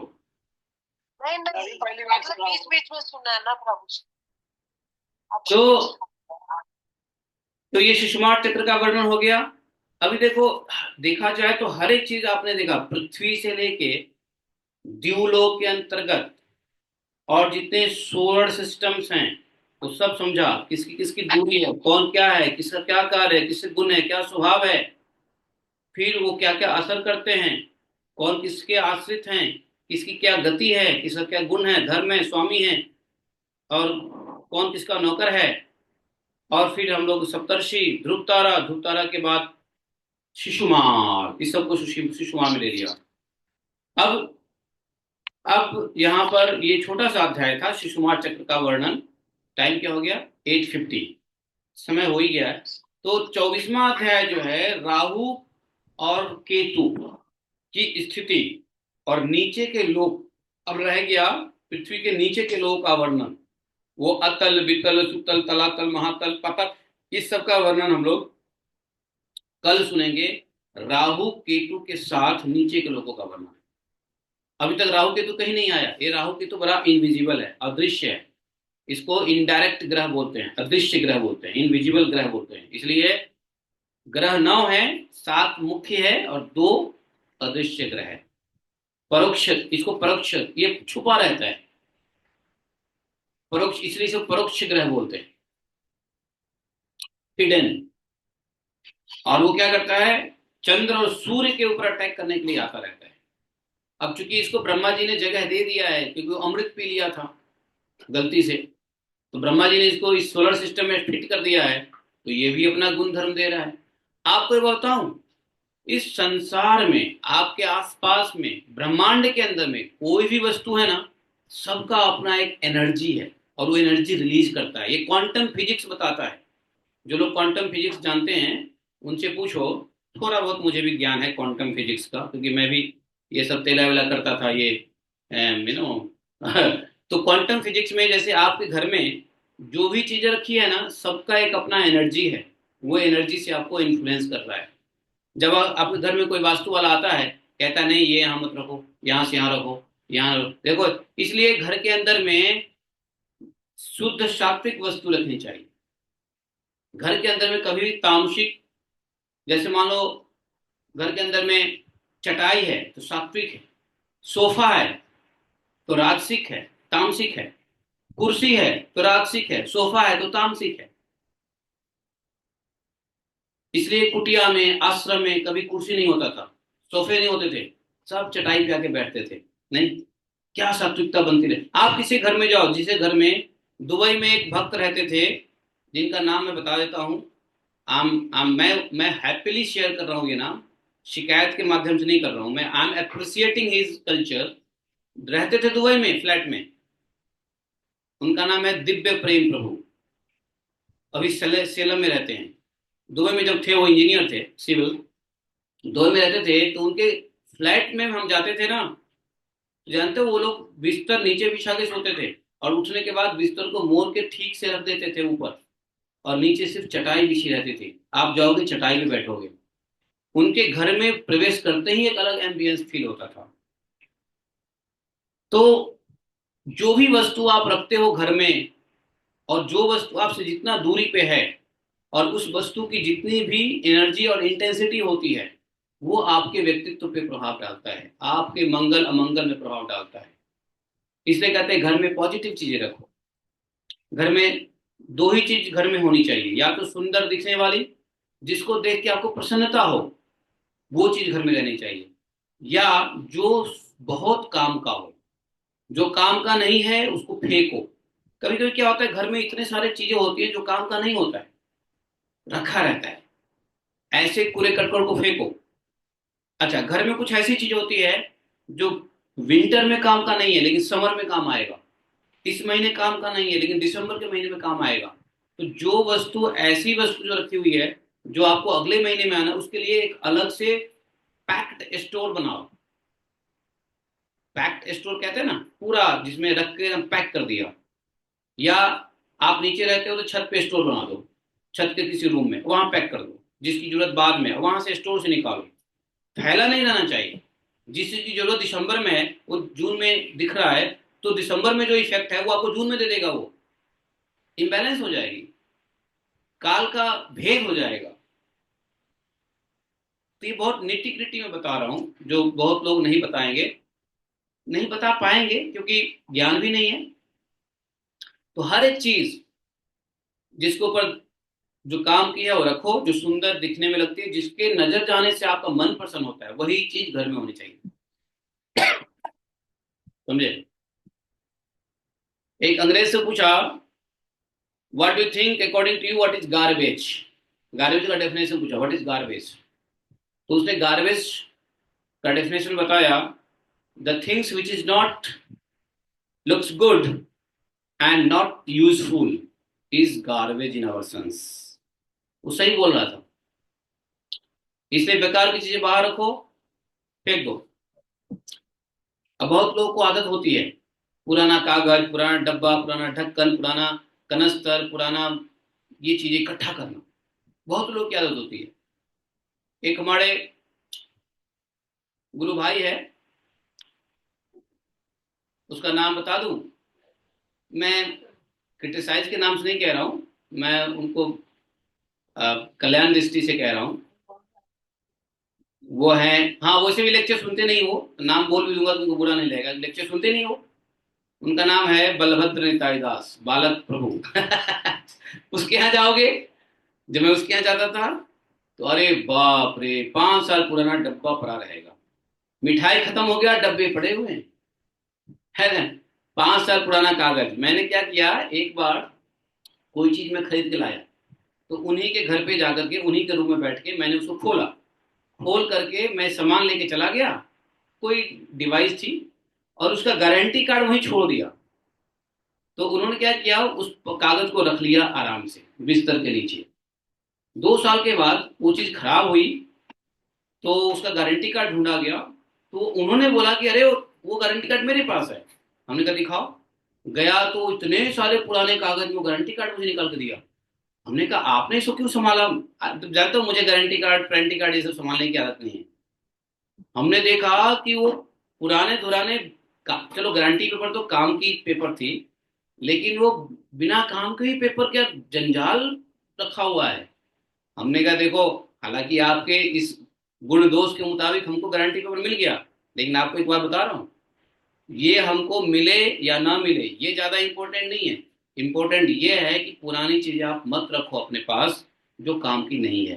प्रभु जी, अगर अगर नहीं रखता तो आपको कैसे पेपर मिलता? अरे पेपर नहीं मिलता तो कोई बात नहीं, मैं दूसरा मशीन खरीद लेता, गारंटी चली जाती, हम उसको रिपेयर करके, खर्चा करके रिपेयर करवा लेंगे, पैसे जाएगा ना।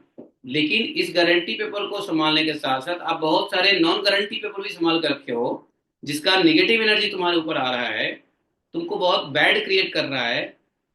और जो लोग दुबई में उनको जानते हैं, शायद कविता माता जी जानती है। अरे हाँ, कविता माता जी से मिलवाने वाले भी वही व्यक्ति है। ये जो कविता माता जी है ना, उनसे मिलवाने वाला भी वही व्यक्ति है। सच बात है, याद है आपको माता जी? तो अब देखो, अब उनकी स्टडी, हाँ, अब उनकी लाइफ स्टडी भी देखो, अभी तक उस व्यक्ति को क्या क्या नहीं झेलना पड़ रहा है। पारिवारिक समस्या में, कैरियर में, माइंड अनस्टेबिलिटी में, खाने पीने में, हेल्थ में, मन की सोच बुद्धि में, सब असर करता है। और वो आदत आज तक गई नहीं है, वो आदत आज तक गई नहीं है, वो भी है आदत, समझे? तो ये 2 एग्जाम्पल मैंने बताया, एक दिव्य प्रेम प्रभु का एग्जाम्पल बताया आपको कि उनके घर में जाने से क्या देखो। आप कहोगे आप घर में जाके यही सब देखते हो? जी हाँ, मैं किसी के घर में अब तो नहीं जाता, लेकिन पहले जाता था ना, तो पहले देखता था कि कौन किसके घर में क्या रखा हुआ कहाँ पर है। आपको नहीं पता होगा, मैं स्कैन कर लेता था घर को, फिर मैं समझ जाता था कितना रजोगुनी है, कितना तमोगुनी है, कैसा इसका सोच है, कैसे इसकी बुद्धि है, कैसा इसका व्यवहार है, ये हमको आइडिया लग जाता था। अब आप लोग अपने घर में मुझे मत बुलाओ, नहीं तो आप लोग की पूरी चिट्ठी खुल जाएगी, है कि नहीं? नारायण। हाँ, देवपुरी महाराज क्या बोल रहे? हाथ खड़ा किया, ऐसे ही खड़ा हो गए, कोई बात वो आंखें खोल दो, कोई बात नहीं। नहीं नहीं, अब मैं आ ही नहीं सकता। प्रशांति। इसमें आपने इसमें आपने एक श्लोक में बताया एंड वाले में कि सिर्फ पाप नष्ट करना एक तो बहुत छोटी सी बात है, तो बड़ी बात क्या है? बड़ी बात है अपराध से बचना, ठीक है? पाप तो नष्ट हो, पाप तो होता रहता है, वो खत्म होता रहता है। पाप क्या है? स्लेट के ऊपर लिखा हुआ, भट्टी है ना, भट्टी, चौक, चौक से लिखा हुआ, ब्लैक बोर्ड पे चौक से लिखा हुआ पाप है। लेकिन ब्लैक बोर्ड पे पेंट से लिख दो तो वो अपराध है। पेंट नहीं छूटेगा जल्दी, लेकिन चौक लिखा हुआ फट से मिट जाएगा। भागवतम पढ़ो, खत्म हो जाएगा। लेकिन भागवतम से भी वैष्णव अपराध नहीं जाएगा। इसलिए इसलिए राजा राजा निमि ने क्या कहा? कहा कि हे ब्राह्मण देव, मुझे इंद्र का डर नहीं, मुझे सूर्य चंद्रमा ग्रह नक्षत्र तारों का भय नहीं, मुझे किसी चक्रवर्ती राजा का भय नहीं। हाँ, रघुगण रघुगण ने कहा, लेकिन मुझे भय है तो सिर्फ ब्राह्मण के श्राप का। क्योंकि ब्राह्मण भगवान के भक्त होते हैं, वैष्णव का ब्राह्मण में अंतर नहीं है। तो बोले कि इनसे हमको बस भय रहता है, क्योंकि ये अकट होता है। तो इसलिए तो अभी मैं क्यों बता रहा हूँ ये सब बातें, हालांकि समय हो गया है, लेकिन फिर भी, क्योंकि इन्होंने, सुखदेव गोस्वामी महाराज ने कहा कि ऊपर के लोकों में, मतलब इस ज्योतिर्मंडल में या ज्योतिर्गण जितने हैं, सबका अपना गुण और उनका ऊर्जा है, और वो अपना गुण अच्छे बुरे वो छोड़ते रहते हैं। तो सबके गुण हैं और हर वस्तु के गुण हैं। इसलिए आपके आसपास की चीजों में अगर धूल पड़ी हुई है, आप जहां रहते हो, आप डस्टिंग क्यों करते हो? अगर धूल पड़ा हुआ है तो बैड एनर्जी देगा, शाइनिंग है तो गुड एनर्जी देगा। गुड स्मेल कर रहा है तो गुड एनर्जी देगा, बैड स्मेल कर रहा है तो बैड एनर्जी देगा। इसलिए बैड स्मेल को छोड़ दो, गुड स्मेल को रखो। दोनों गंध है, एक अच्छा गंध है, एक बुरा गंध है। हाँ मीनाक्षी माता जी, क्या हाथ खड़ा किया, बोलो क्या हुआ? हरे कृष्णा प्रभु जी। प्रभु जी, जैसे आपने बोला ना कि ये इकट्ठा नहीं करना चाहिए, वो इकट्ठा नहीं करना चाहिए, हाँ, पर हर बार तो हमारे घर में भी हमारा ये बात नहीं चलता है ना। मतलब कोई बोलता है कि नहीं ये चाहिए, रखो ही रखो, तो क्या करें अभी? नहीं, अब क्या किया जाए? मैंने बताया ना, यदि कोई चीज आवश्यक है, लगता है कि भविष्य में काम आने वाला है, तो उसको अपने निवास स्थान से थोड़े से दूर रखो। जहाँ पे सोते हो, जहाँ पे पढ़ते हो, जहाँ पे खाते हो, प्रसाद बनाते हो, थोड़ा सा दूर पे स्टोर बनाओ। इसलिए देखो, स्टोर रूम होना चाहिए नॉर्थ वेस्ट में, और खाना होता है साउथ ईस्ट में। देखो अपोजिट डायरेक्शन में है कि नहीं? वास्तु क्यों स्टोर को अपोजिट कर दिया खाना बनाने से? तो एनर्जी खाओगे, वो एनर्जी जाएगा, उसी से आप पुष्ट होगे। इसलिए स्टोर में वो चीजें रखी होती है जिसकी जरूरत अभी नहीं है, वो एनर्जी छोड़ देगा गलत टाइम पे। तो इसलिए स्टोर को या तो छत के ऊपर कोई रूम बनाओ, उसमें रख दो, या अपने घर के किसी कोने में रख दो। पहले के घर क्या होते थे? बड़े बड़े होते थे। आज भी जाओ गाँव में तो बड़े बड़े घर होते हैं। कल्याण सिंह जी की बेटी है, जिनके हम प्रसाद खाने गए थे, उनका घर देखो इतना बड़ा है कि अगर एक कोने में स्टोर बनाओगे तो जाने में आपको लगेगा 10 मिनट, इतना बड़ा घर है। अब आजकल क्या होता है, छोटा छोटा घर होता है। 600 स्क्वायर फीट, 1200 स्क्वायर फीट का फ्लैट बॉम्बे में मिल जाए तो आप बहुत बड़े धनी हो, अमीर हो। अब 600 स्क्वायर फीट में छलांग लगाओगे तो एक कोने से दूसरे कोने चले जाओगे, तो उसमें क्या स्टोर रखोगे? इसलिए तो फ्लैट की जीवन फ्लैट है? तो हमारा तो सारा सामान अटिक में पड़ा रहता है, मतलब बोलते हैं ना, वो भी ठीक है, क्या बोलते हैं वो भी उसको? ठीक है। यदि यदि आपने सामान को इसलिए लॉक कर, इसलिए पेटी बनी है कि भाई आप अपने ऐसे सामान को लॉक करके रखो, उसकी एनर्जी ना निकल पाए। लेकिन जैसे ही खोलते हो तो एनर्जी निकलती है। तो मतलब ये सब एक दृष्टांत कह रहा हूँ, है बहुत सूक्ष्म चीज, लेकिन आप समझो, मतलब आप भावनाओं को समझो मैं क्या कहना चाह रहा हूँ। हाँ जी प्रभु जी। भावनाओं को प्रभु जी, समझ रहे दूसरी हैं? बात पूछनी थी प्रभु जी, अभिजीत नक्षत्र के बारे में पूछूं क्या? हाँ, क्या? प्रभु जी, कल ही ये एक किसी ने भेजा था यूट्यूब से निकाल के हाँ, कि ये नक्षत्र पहले था द्वापर युग में जब कृष्णा जी थे, और ऐसा हुआ कि महाभारत के पहले दुशासन को शकुनी जी भेजते हैं सहदेव के पास कि ऐसा एक समय गणित करके निकाल के आओ, क्योंकि सहदेव जो थे वो एस्ट्रोलॉजी में बहुत माहिर थे कहते। तो उनको जाकर भेजा कि आप सहदेव जी से ये ऐसा टाइम गणित करके आओ जिसमें हमारा अगर युद्ध चालू हो तो हम पांडवों को हरा सके। अपने काम के प्रति निष्ठा रखते थे कि वो किसी भी हालत में अपने काम के लिए द्रोह नहीं करते थे। तो उन्होंने ये गणित करके दे दिया कि अगर अभिजीत नक्षत्र में महाभारत युद्ध चालू हो तो हम जीत जाएंगे।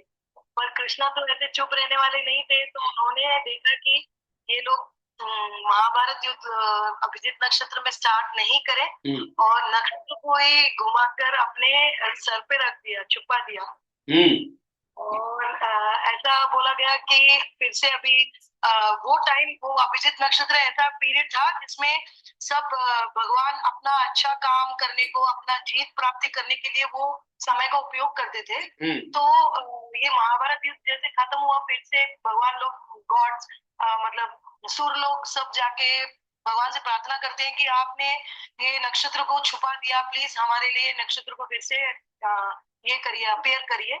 तो फिर कृष्ण जी मानते नहीं है और बोलते हैं कि कलयुग में ज्यादा ये होगा, कठोर चीजें ही होंगी, ज्यादा कुकर्मी होंगे, तो ये नक्षत्र में जो भी कर्म किए जाएंगे वो सब की ये हो जाएगी, सक्सेस हो जाएगी, इसलिए मैं नहीं करना चाहता। फिर भी भगवान लोग प्रार्थना बहुत ज्यादा करते हैं, इसलिए उन्होंने, ऐसा बोला गया है कि उन्होंने आधा घंटा 11:45 से लेके 12:15 तक प्रत्यक्ष किया है वो नक्षत्र को आसमान में। बिल्कुल बिल्कुल सही है, बिल्कुल सही कहा। मैंने आपको शुरू में बताया था 3 ऐसे ग्रंथ हैं जिसमें अभिजीत नक्षत्र के बारे में विस्तृत जानकारी है। वह है ऋग्वेद, महाभारत और महाभागवत पुराण। यही 3 ग्रंथ है जो 28 नक्षत्रों के बारे में बात करते हैं। अब इन नक्षत्रों को ही ब्रेक डाउन करके महीने में हर दिन अभिजीत नहीं आता है। बताऊं, कुछ कुछ दिन ऐसे होते हैं जो अभिजीत नहीं होते हैं। आप देखो ज्योतिष में कि कुछ कुछ दिन ही होते हैं अभिजीत। तो अब अभिजीत को ब्रेक कर दिया गया कली काल के लिए, आने वाले दिन के लिए, क्योंकि लोग आगे इस नक्षत्र का दुरुपयोग करेंगे। ठीक, आप पढ़ रहे हो महाभारत में इस बात की जिक्र है। तो उसको क्या किया गया कि मैंने बताया था ना, कितने अंश कितने कला हो गए। अभी मैंने बताया था कि आप 360 को डिवाइड करो। मैं बताता हूँ, देखो 360 को डिवाइड करो, नहीं 365 को नहीं, 360 डिग्री, 360 डिग्री को डिवाइड करो 28 से, तो आता है 12.85। अब देखो 12.85 हो गया, नोट कर लो कोई व्यक्ति। और 360 को डिवाइड कर लो 27 से, कितना हो गया 13.33। अब 13.33 को माइनस कर दो 12 पॉइंट कितना था, 12 पॉइंट कितना था वो 8.85। ओके, अब देखो, अब मैं आपको स्क्रीन पे दिखाऊं कि अब आप देख सकते हो ये माइनस किया तो कितना निकल गया 0.4833 आ गया ना, 0.4833 देखो आ गया। तो ये 0.438 को इन्होंने क्या किया मालूम है, दिन में 40 मिनट का अभिजीत मुहूर्त बना दिया। और जानते हो 0.4833 का मतलब ये हो गया।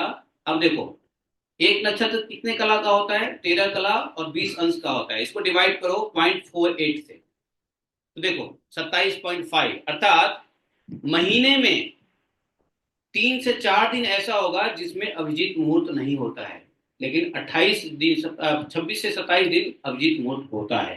तो उसी को ब्रेक डाउन करके यही 40 मिनट का अभिजीत मुहूर्त डेली कर दिया गया, जो लगभग 11:15 से 12:30 तक का होता है। तो आपकी बात ठीक है, तो धन्यवाद। एक बार बताइए, अक्षय तृतीया के बारे में बताइए क्या। नहीं, अब मुझे भूख लग गया है, बहुत तेज भूख लग गया है। 9 हो गया यहाँ पे, कल बता देना। अभिजीत मुहूर्त कब है प्रभु जी? अभिजीत मुहूर्त 11:45 से 12:15 बोला है। ऑलमोस्ट मतलब वो हालांकि वेरी करता है ना, विंटर में अलग होगा, समर में अलग होगा। अगर आज अभिजीत मुहूर्त देखते हैं, पहले है कि नहीं अभिजीत मुहूर्त, देखो डेली नहीं होता है ना, मैं बताया ना डेली नहीं होता है, डेली नहीं होता है जी। 12:42 या 43 तक रहता है। वही बताया ना, 48 मिनट्स का कैलकुलेशन। देखो मेरी कैलकुलेशन ही परफेक्ट नहीं है, लेकिन ऐसा कुछ कैलकुलेशन होता है। अभी कंप्यूटर एल्गोरिथम लोग निकाल लेते हैं। तो अभिजीत मुहूर्त देखो मेरे ख्याल से पंचांग में प्रभु जी सारा दिया होता है उन्होंने, सब दिया होता है, सारे एल्गोरिथम वहां फिट रहता है, ठीक है। तो अभी देखो इसमें अभिजीत मुहूर्त किधर है, अभिजीत मुहूर्त दिया ही नहीं है। चलो दूसरा एक कैलेंडर, हिंदू कैलेंडर में सारे मुहूर्तों के नाम दिए होते हैं। मुहूर्त, ये रहा मुहूर्त। तो ये तो पहले थोड़ा मुझे ऐड दिखाएगा, फिर कहेगा देखने के लिए। मैं देखता हूँ, सबको पैसा चाहिए, ऐड दिखाएगा, पर पैसा दो, नहीं तो ऐड देखो, कोई बात नहीं। तो ऐड देख लेते हैं, पैसा क्यों दे, पैसा इंपॉर्टेंट है, आंख तो फ्री है ऐड देखने के लिए। तो मुहूर्त आज देखो, हाँ अभिजीत है आज, आज अभिजीत है, 28 तारीख को अभिजीत है। तो अभिजीत मुहूर्त का टाइमिंग आपको बता देता हूँ। ये मुहूर्त, ये रहा मुहूर्त, देखो अभिजीत मुहूर्त है 11:52 से लेके 12:48, 44 मिनट। तो 44 + 8 कितना होता है? 52 मिनट्स का अभिजीत मुहूर्त हो गया, जो शुभ माना जाता है, समझे? तो इस नक्षत्र को समझो कि बॉम्ब से उड़ा दिया और फ्रैक्शन में करके डेली फिट कर दिया। अब कभी कभी अभिजीत नहीं होता है, देखो 19 तारीख को अभिजीत है, देखो 30 अप्रैल को अभिजीत नहीं है। अगर वो अभिजीत है, अब वो अशुभ अभिजीत है, अभिजीत के समय अशुभ है वो, अतः है ही नहीं वो। तो आप देखोगे हर दिन नहीं होता है, और जिस दिन नहीं होगा उस समय अशुभ दिया रहेगा, है कि नहीं? पर अक्षय तृतीया का दिन पूरा दिन ही शुभ माना जाता है ना? हाँ हाँ, अक्षय तृतीया का पूरा दिन और रात भी शुभ है, ऐसा नहीं है। अक्षय तृतीया सनराइज से लेकर के सनराइज से लेके सनराइज तक,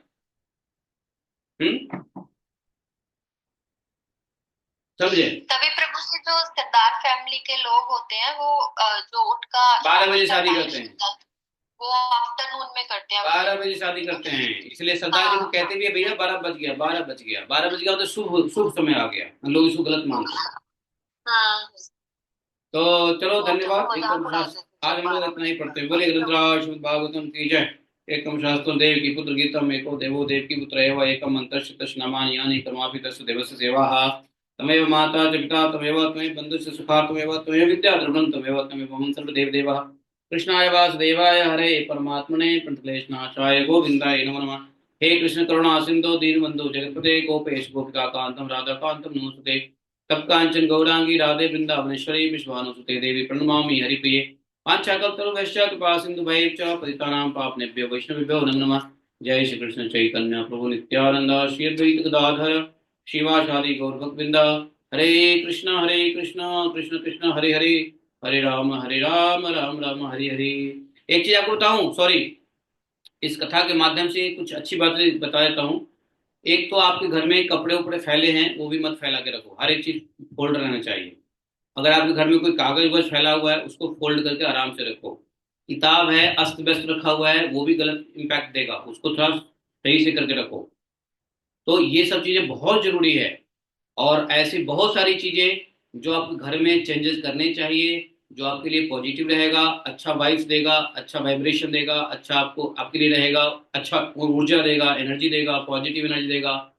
ऐसे बहुत सारी चीजें हैं जो घर में ठीक ठाक करके रखना चाहिए। ये काम स्त्रियों का है, तो इसलिए स्त्रियों लोग इसके ऊपर ज्यादा जानकारी चाहते हो तो फिर अलग से बात कर लेना, लेकिन ये बहुत जरूरी है। हमारा एनर्जी घर में ही है, और हम बाहर से भी लेके आते हैं, लेकिन ज्यादातर घर में पकता है एनर्जी, वही एनर्जी हम बाहर छोड़ते हैं। और अब वीक है, घर में वीक एनर्जी है तो बाहर की वीक एनर्जी आ जाएगी, और घर में अगर स्ट्रांग एनर्जी है तो बाहर स्ट्रांग जाएगा, आएगा कुछ नहीं। जैसे हवा निर्वात में बहता है, खाली है या कम प्रेशर में हवा बहता है, तो घर की एनर्जी वीक है तो बाहर की एनर्जी आएगी, गुड और बैड। और अगर घर की एनर्जी स्ट्रांग होता है तो बाहर की एनर्जी आप दोगे। तो देना एनर्जी अच्छा है, लेना अच्छा नहीं होता है। तो इसलिए आप अपने घर में ठीक ठाक चीजों को रखो, साफ सुथरी रखो, धूल झक्कर से हटा के रखो, कपड़े उपड़े संभाल के रखो, पेपर पर संभाल के रखो। अब जैसे बैठ गए, बैठ के उठे तो चेयर ऐसे फैले छोड़ दिए, नहीं, बैठ के उठे तो चेयर को सही से डाइनिंग टेबल में टच करो, ये भी जरूरी है।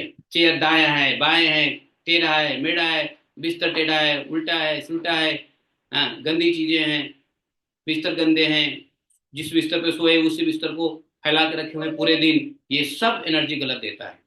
जैसे आदमी सोता है, सोने के बाद उठता है, पूरा दिन बिस्तर आदमी का बना रहता है, फैला रहता है, बहुत गलत एनर्जी देता है। तो इसके लिए क्या उपाय करना चाहिए, इस सब ज्ञान के लिए बाद में संपर्क कर लेना, समय उतना नहीं है। चलो माता जी, हरे कृष्णा। माता जी हैं, चलिए। जयति ते अधिकम जन्मना व्रज।